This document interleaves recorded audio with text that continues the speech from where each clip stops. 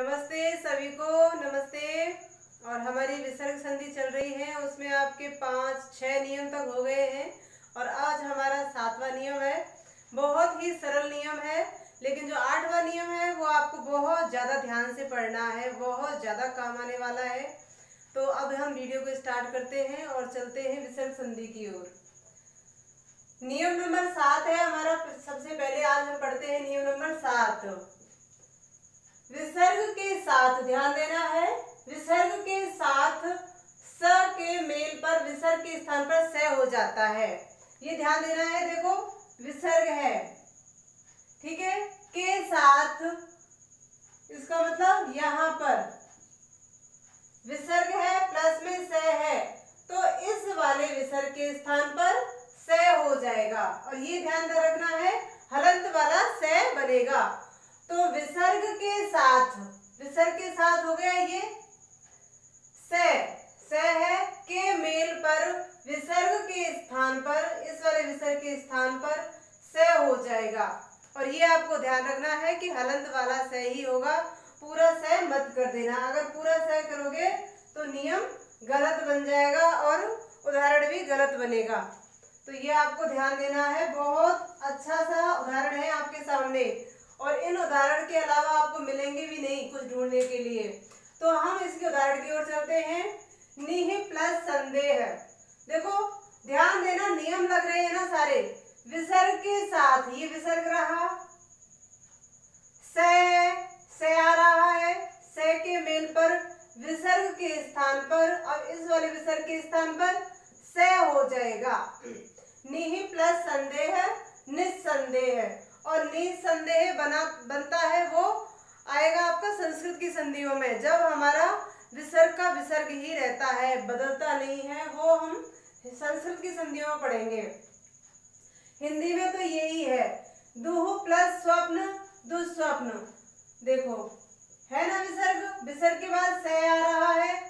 इधर तो कोई सा भी से हो, हलंत वाला हो या पूरा हो, इस वाले विसर्ग का बनेगा हलंत वाला से। देखो यहाँ पर हलंत है तो सही, से तो है ना, तो चाहे हलंत हो चाहे पूरा हो, से तो है।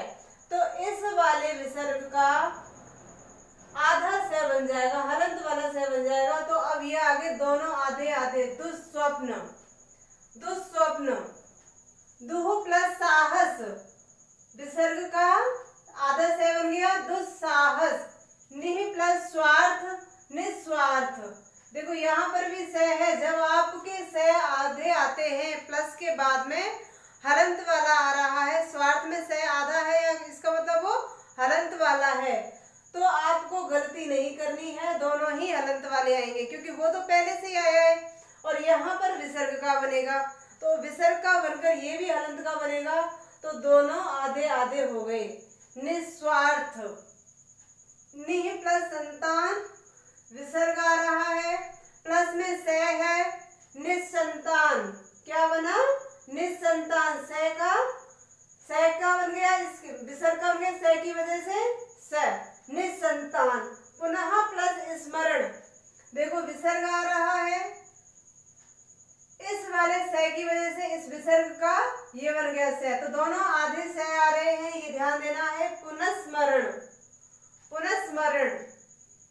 तो ये आपका आज का 7वां नियम है। बहुत ज्यादा सरल नियम है, कुछ भी नहीं है इसमें, बस आपको ध्यान देना है। सिंपल सा पूछा जाएगा, पुनः प्लस स्मरण का संधि शब्द बनाइए, तो पुनस्मरण।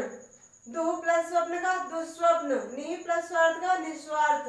बस पूछा जाएगा आपसे, तो जहां तक यही पूछे जाएंगे कि आप गलती करते हैं इनमें, और जो गलती जब जहां बच्चा करता है वही चीज पूछी जाती है कि यहाँ पर ये मात खा सकते हैं। तो जिन्होंने वीडियो को ध्यान से सुना होगा, या जो अपनी स्टडी अच्छे से कर रहे हैं, कंसंट्रेट होकर कर रहे हैं, वो अच्छे से निकाल पाएंगे इनके उदाहरण। तो आपसे मैं बार बार यही अनुरोध करती हूँ आपसे कि आप जब भी पढ़ रहे हैं, जितनी देर पढ़ रहे हैं, आप अपने आप को वहाँ प्रेजेंट रखो। आप आधे घंटे पढ़ो, चाहे आप 15 मिनट पढ़ो, लेकिन पढ़ो उसको ऐसे कि आपका माइंड वहाँ पर प्रेजेंट रहे। तो ऐसे ही ये तभी निकलेंगे ये चीजें जब आपका माइंड वहाँ पर प्रेजेंट रहेगा।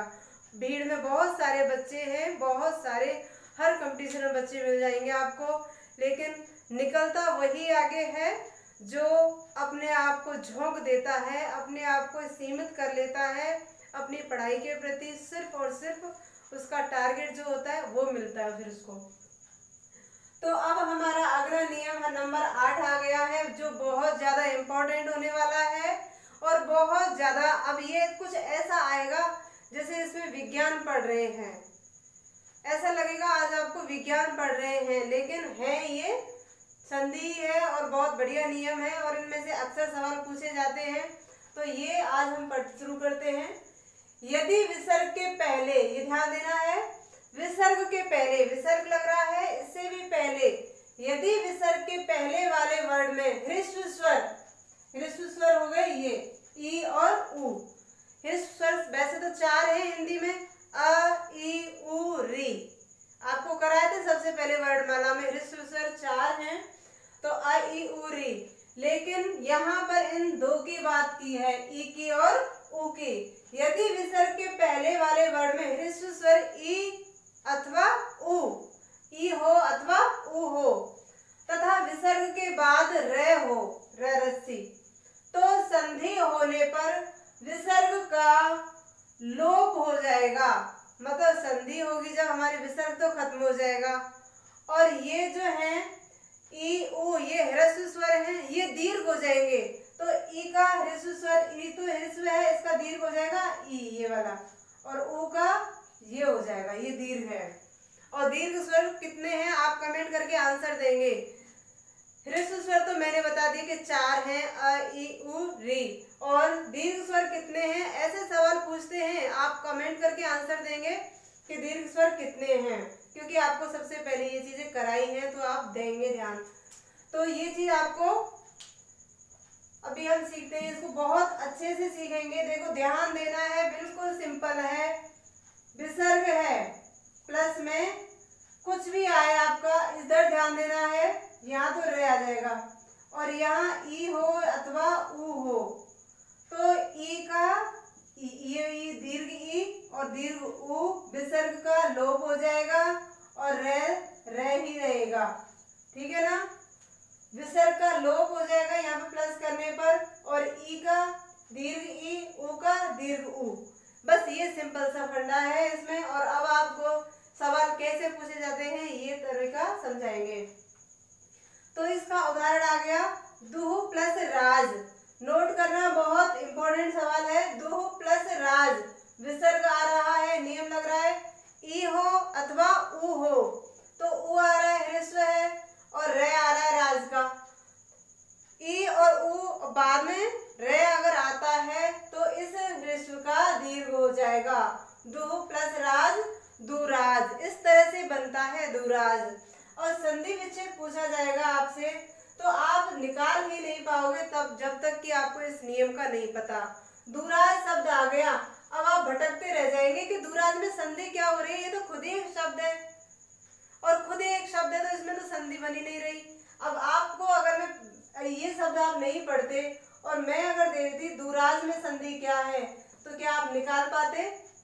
नहीं निकाल पाते। अब आपको नियम का पता चल गया, अब आप निकाल लेंगे, अच्छे से निकाल लेंगे, बहुत ध्यान से, क्योंकि आपकी समझ में नियम आ गया है। तो दुह प्लस राज का हो गया दुराज, क्योंकि ये ह्रस्व है और यहाँ बन गया दीर्घ। निह प्लस रोग, निरोग, देखो ये विसर्ग आ रहा है, विसर्ग के बाद र का नियम लग रहा है, तो इस ई का ह्रस्व ई का दीर्घ बन जाएगा, क्या बन गया? निरोग। निह प्लस रव, नीरव, विसर्ग आ रहा है, र की वजह से इस ह्रस्व का दीर्घ हो गया, नीरव। निह प्लस रंध्र, नीरंध्र, नीरंध्र।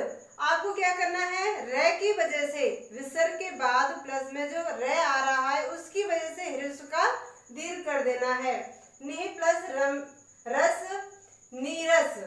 देखो ये अक्सर सवाल अक्सर पूछा जाता है, नीरस शब्द दे दिया और पूछते हैं कई दे दिए जैसे, तो इसमें से निर उपसर्ग का उदाहरण कौन सा नहीं है, ऐसे पूछा जाता है निर उपसर्ग का उदाहरण कौन सा नहीं है, तो क्या नीरस में निर लग रहा है? नहीं लग रहा है, क्या लगा, नीहि। इस तरह से निकालेंगे। तो ऐसा नहीं कि आप संधि पढ़ रहे हैं तो सिर्फ संधि का ही सवाल कर पाएंगे, अब यहाँ से आपका उपसर्ग भी फ्री हो रहा है। तो इस तरह से आपको ध्यान देना है, कहाँ की चीज कहाँ जोड़ के रखनी है। अपने आप को सीमित रखेंगे आप पढ़ाई के लिए, तभी आप सोच पाएंगे ये चीज। वरना अगर ये चीज अगर वहां पे नहीं कराए हम उपसर्गों में, तो आप इसको नहीं निकाल पाएंगे। लेकिन ये चीज दिमाग में अभी आगे ध्यान आ गया तो समझा दिया कि नीरस में उपसर्ग नहीं है। संधि लग रहा है निहि प्लस रस, रे की वजह से इस ह्रस्व का दीर्घ हो गया, बन गया नीरस। चक्षु,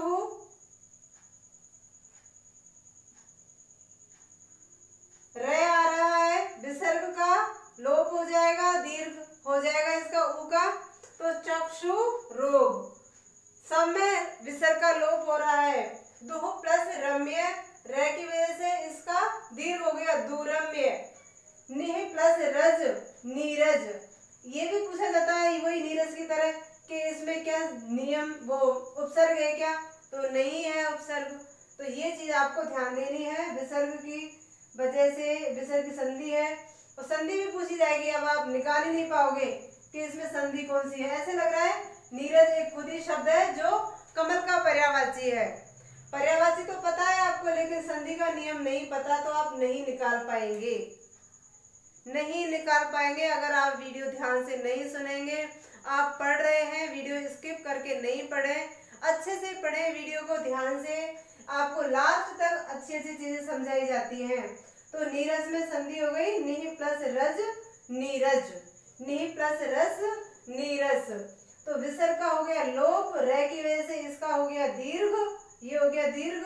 इस तरह से ये आपकी विसर्ग संधि का ये आपका नियम नंबर 8 हो गया। और शायद कल परसों में ये विसर्ग संधि कंप्लीट हो जाएगी। अगला टॉपिक देखते हैं कौन सा है। एक दो टॉपिक और बचे हैं आपके, समास और कारक है, बाकी का तो हुआ है, फिर संस्कृत शुरू करेंगे। तो अच्छे से आपको पढ़ना है। जो भी आपको आपकी तैयारी वाले और भी हैं उन तक भी शेयर कीजिए ये वीडियोस, जिससे कि उनको भी पता चले और वो भी कम समय में और कुछ ज़्यादा ऐसा मतलब ब्रॉड तरीके से वो कुछ भी आगे गेन कर पाए। तो आपसे यही निवेदन है कि वीडियो को भी अच्छे से फॉरवर्ड कर दिया करो। आपके जो भी कांटेक्ट में है, पढ़ने वाले बच्चे हैं, सबके काम आए। और वीडियो लाइक करें, शेयर करें, कुछ पूछना हो कमेंट करके पूछ सकते हैं। धन्यवाद।